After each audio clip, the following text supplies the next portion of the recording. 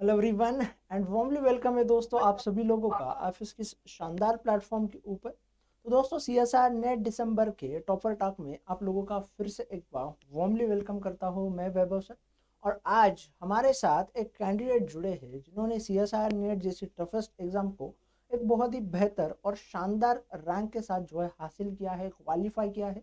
तो यकीनन उनकी जर्नी जो है शानदार रही होगी। बहुत मेहनत के साथ साथ, डेडिकेशन, हार्डवर्क के साथ साथ उन्होंने पढ़ाई की होगी। तो जानते हैं उनकी जर्नी क्या रही थी इस एग्ज़ाम्स के लिए, किस तरीके का उनका प्रिपरेशन रहा था और क्या क्या उनको दिक्कतें आई, क्या क्या बेनिफिट्स हुए और किस तरीके से उनका स्टडी था। तो हेलो, हेलो सर। थोड़ा अपने बारे में बताओ हमें। हाँ। हेलो। मेरा नाम यूनस है। बेसिकली मैंने मास्टर्स जो है वो बायोकेमिस्ट्री से किया है। उसके बाद जो मैंने एक कोर्स लिया था अप्रोक्स आईएफएस का कोर्स लिया था मैंने दिसंबर 24 में। ठीक है, तब मैंने सोचा था कि इस बार एग्जाम दे लेता हूँ जो दिसंबर 24 वाला हुआ था। उसके बाद जेआरएफ के लिए वो जो जुलाई में होगा उसकी बढ़िया से प्रिपरेशन करूंगा। बट मुझे पता नहीं था कि मैंने 3 या 4 यूनिट पढ़े थे और मैंने आईएफएस के अलावा कहीं से और से कुछ कंटेंट पढ़ा ही नहीं था। और अच्छी रैंक से हो गया मेरा, और एयर 19 आया था। ओके, तो आपको कॉन्ग्रेचुलेशंस पहले तो। थैंक यू बहुत सर। बढ़िया रहा रैंक आपका मेरी तरफ से, पूरा फैमिली की तरफ से। अब मुझे ये बताओ कि आपकी प्रिपरेशन जर्नी क्या रही है, किस किस तरीके से आपने पढ़ा है इन चीज़ों के लिए। हाँ, बेसिकली मैंने प्रिपरेशन जो है स्टार्ट किया था 1 जनवरी 2025 से। और अप्रोक्स 2 मंथ तक कंटिन्यूस मैंने पढ़ाई की। मैं सुबह स्टार्ट करता था 10 AM से, और इवनिंग 6 AM तक, 6 PM तक। ठीक है, उसमें मैं सिर्फ आईएफएस की लेक्चर्स देखता था। उसके अलावा इसके जो नोट्स जो हैं आईएफएस के, जो कि वो पीपीटी में मिलते हैं, वही मैं बार बार रिवाइज करता था। मैंने अप्रोक्सीमेटली 2 महीने में 3 या 4 यूनिट का 2 या 3 बार रिवाइज किया होगा। उसके अलावा जो पीवाईक्यू है और जो क्वेश्चन सेट हैं, वो मैंने सारे सॉल्व कर दिए थे। बस तो फिर एग्जाम देने गया, तब एग्जाम तक मुझे लग रहा था कि शायद मेरी प्रिपरेशन वीक है, क्योंकि मैंने कुछ और कहीं से पढ़ा भी नहीं था। जब मैं एग्जाम क्वेश्चन पेपर देख रहा था सीएसआई का, तो उसमें मुझे वही सब कंटेंट मिल रहा था जो मैं पढ़ रहा था। बहुत और ये बढ़िया। हकीकत है सच में। तो ये तो मतलब बहुत आश्चर्यजनक बात है कि आपने एक सच में जनवरी 2025 को प्रिपरेशन स्टार्ट किया और स्टार्ट किया मार्च था। में एग्ज़ाम दिया और एग्ज़ाम क्लियर हुआ। आपका जेआरएफ हुआ है लेक्चरशिप लेक्चरशिप हुआ 19 A 19। 19। हाँ, 19। भाई बहुत बढ़िया है। मतलब ये जो है यकी बहुत ही लाजवाब जर्नी है। अब मुझे ये बताओ कि मतलब ऐसा क्या किया 2 ढाई महीने में कि जिसको मतलब बाकी सारे बच्चे साल साल 2 साल मेहनत करते हैं और आपने 2 ढाई महीने में मतलब किस तरीके से सारी चीजें रही, थोड़ा बताओ इसके मैंने पहले। मेरे पास टाइम कम था, तो मैं सिर्फ कंसाइज हो गया था ओनली लेक्चर्स पे। मैंने कोर्स जो लिया था, कोर्स में मैंने 3 या 4 यूनिट सेलेक्ट कर ली थी, क्योंकि मेरे पास टाइम नहीं था। तो मैंने क्या किया, फर्स्ट मंथ में 2 यूनिट कंप्लीट की और सेकंड मंथ में 2 यूनिट कंप्लीट की। ठीक है, अगर सपोज कि हमारे पास 4 महीने हैं आईएफएस का, अगर हमारे पास कोर्स है, तो हमें क्या करना चाहिए, 6 या 7 यूनिट जो है बढ़िया से प्रिपेयर हम कर सकते हैं। हमें कहीं और जाने की जरूरत ही नहीं है, जितना मुझे लगता है।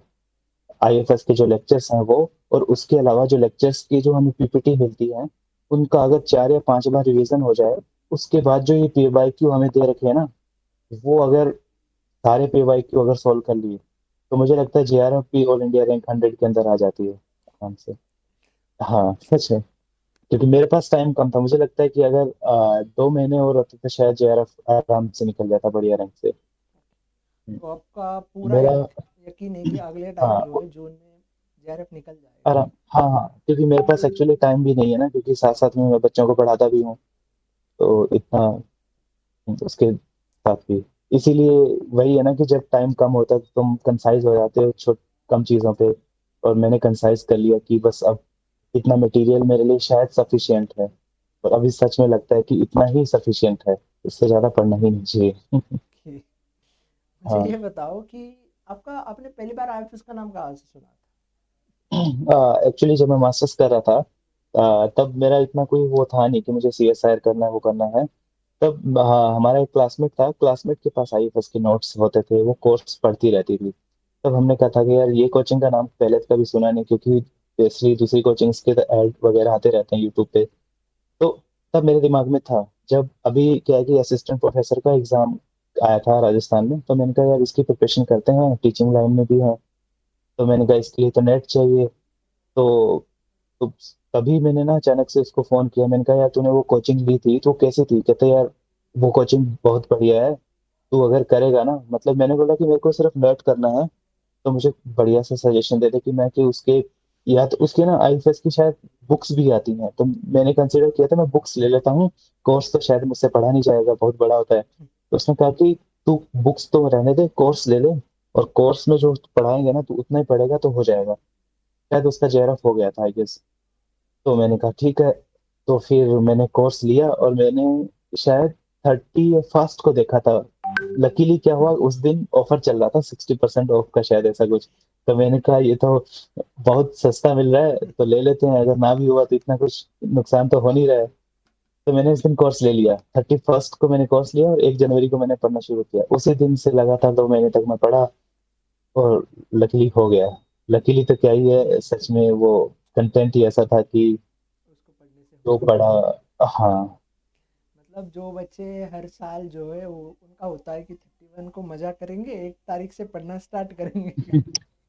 ऐसा नहीं है, मैं बोल रहा हूँ कि अगर कोर्स लेते हैं और 6 महीने तक लगातार उसी कोर्स पे कंसाइज होके पढ़ रहे हैं ना, अगर कन्फाइंड है कि बस इतना ही कंटेंट पढ़ना है जितना आईएफएस ने प्रोवाइड करवाया है, मैं कह रहा हूँ कि जेआरएफ ऑल इंडिया रैंक 100 आ जाएगी आराम से। Okay okay. तो JRF हम्म। ऑल इंडिया रैंक 100 जो है आपको आराम से आ जाएंगी। बहुत बेहतरीन दोस्त। हाँ। अब मुझे ये बताओ कि आप नोट्स कैसे बनाते थे? आपका रूटीन क्या होता था? मतलब जैसे आप दोस्तों को साथ साथ बनाते थे, तो आपका रूटीन क्या होता था? हम्म।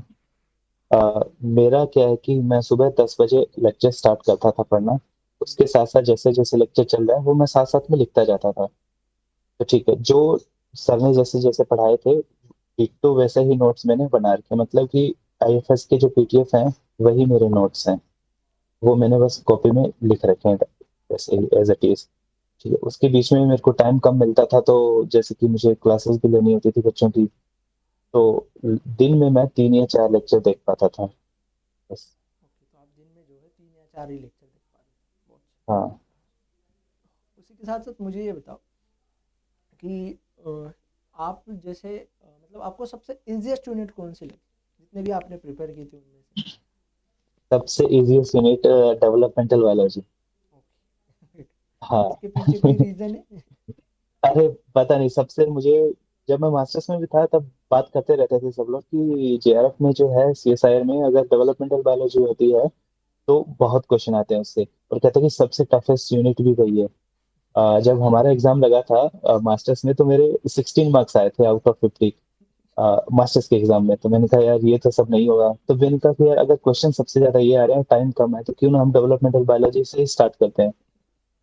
तो मैंने वही पढ़ना शुरू किया और सबसे इजी ही मेरे को वही लगा, क्योंकि सर ने बहुत बढ़िया समझाया था लिटरली, और ऐसा किसी ने नहीं समझाया। मेरे पास और भी किसी के नोट्स थे, बट वो मुझे कुछ समझ आए नहीं थे, इसीलिए मैंने कहा कि चलो डेवलपमेंटल बायोलॉजी यहाँ से पढ़ लेते हैं।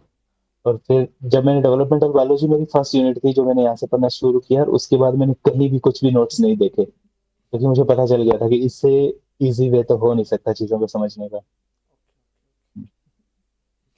सही है, बहुत शानदार बताया आपने चीज़ों को। मुझे ये बताओ कि फिर अब डेवलपमेंटल बायोलॉजी सबसे इजी लगी, तो सबसे हार्ड क्या लगा? कौन सी यूनिट लगी? बेसिकली सबसे हार्ड में मैं बताऊं तो, जैसे जितनी यूनिट मैंने पढ़ी, मैंने 4 यूनिट पढ़ी, इवोल्यूशन एथोलॉजी पढ़ा था, बायोकेमिस्ट्री पढ़ी थी, और क्लास सर ने वो पढ़ाई थी जो टेक्निक्स थी वो पढ़ी थी, और ये डेवलपमेंटल बायोलॉजी पढ़ी थी। तो उनमें सब में मेरे सारे क्वेश्चन सही हुए, बट जो इकोलॉजी थे, इकोलॉजी के क्वेश्चन अटेम्प्ट किए, और उसमें मेरे एक क्वेश्चन सही हुआ और बाकी सारे गलत हो गए। ओके, तो हाँ। एक क्वेश्चन तो गलत हुआ, बाकी सारे सही हो गए। हाँ, इसीलिए बस वो अगर सही हो जाते तो मे भी जेआरएफ भी हो जाता, क्योंकि इकोलॉजी शायद लास्ट में पढ़ा, स्टार्ट हुआ था मेरा यूनिट अप्रोक्स 25 के बाद। तो मेरे पास 5 या 6 दिन ही थे पढ़ने के। मे भी रीजन वो हो सकता है कि मैंने वो उतना कंसंट्रेट होकर पढ़ नहीं पाया हूँ मैं भी। बाकी सब यूनिट से जितना मैंने पढ़ा था वही अटेम्प्ट किया था और सारे क्वेश्चन सही हुए थे। बहुत सही। अब मुझे ये बताओ कि आगे का क्या प्लान है अब आपका? अभी तो बस एपी की प्रिपरेशन कर रहा हूँ मैं। हम्म? असिस्टेंट प्रोफेसर की प्रिपरेशन कर रहा हूँ अच्छा सर, अच्छा जो एग्जाम आ रहा है ना राजस्थान में। अच्छा अच्छा अच्छा, आप असिस्टेंट प्रोफेसर की प्रिपरेशन कर रहे हैं, ओके।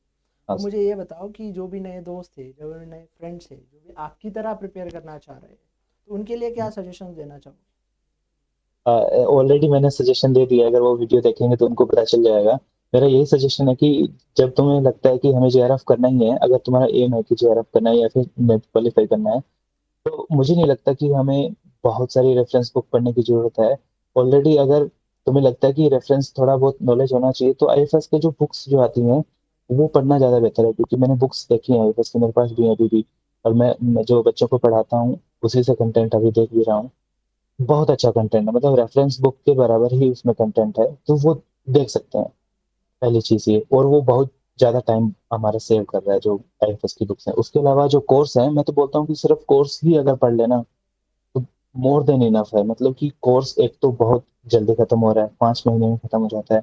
ऊपर से इतना इजी वे में समझाया है सारी यूनिट्स को कि हमें कुछ नहीं भी आता ना एग्जाम में, अगर हमें ये यूनिट्स हमें पढ़ लिए तो भी क्वालिफाई हो जाएगा सारा, और बढ़िया रैंक से होगा। क्योंकि मैंने जितना देखा था एग्जाम में, क्योंकि मैं कॉन्फिडेंट नहीं था, जब मैंने क्वेश्चन पेपर देखा था तो मेरे को सारे क्वेश्चन वही दिख रहे थे जो सर ने पढ़ाए थे। इससे ज्यादा तो कुछ हो नहीं सकता। मेरा तो सजेशन यही है कि बस यही सब पढ़ो। बहुत ही शानदार। चलिए, तो thank you so much for sharing your experience and your journey with us. Thank you and thank you once again. Okay, thank you sir.